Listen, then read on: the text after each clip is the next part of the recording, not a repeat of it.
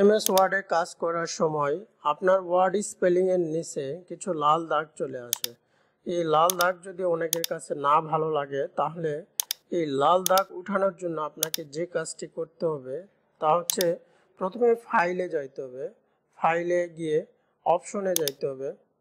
অপশনে গেলে একটা টেবিল আসবে। এই টেবিলে প্রুফিং নামে একটি অপশন আছে। এই প্রুফিং অপশনে চাপ দিলে নিচের দিকে hide spelling error in this document only, hide grammar error in this document only, তো এগুলোতে টিক চিহ্ন দিয়ে ওকে বাটনে চাপ দিতে হবে।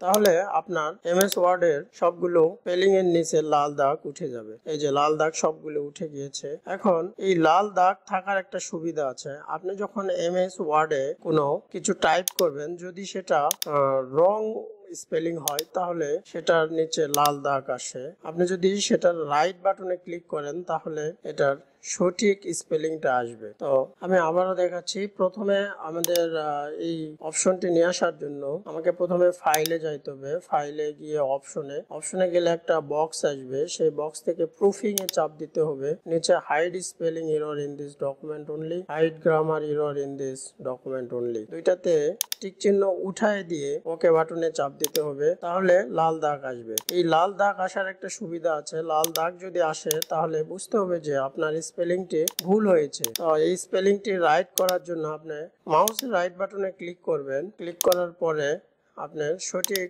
স্পেলিংটি আসবে, সেটাতে ক্লিক করবেন, তাহলে লাল দাগ উঠে যাবে। চিপের এখানে যদি ইর জায়গাতে এ দেই তাহলে লাল চিহ্ন আসতেছে।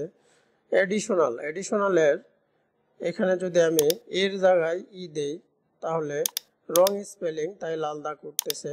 এক্সিকিউটিভের নিচে এখানে এক্সিকিউটিভের এখানে যদি আমার ইর জায়গাত এ দেই তাহলে লাল দাগ আসতেছে, তার মানে রং স্পেলিং।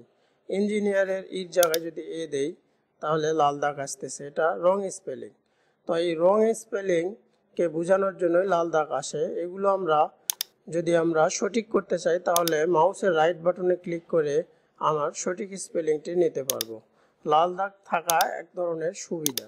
লাল দাগের উপরে মাউসের রাইট বাটনে ক্লিক করে আমি সঠিক স্পেলিংটি এখান থেকে নিতে পারবো। ভিডিওটি শেষ পর্যন্ত দেখার জন্য আপনাকে অসংখ্য ধন্যবাদ।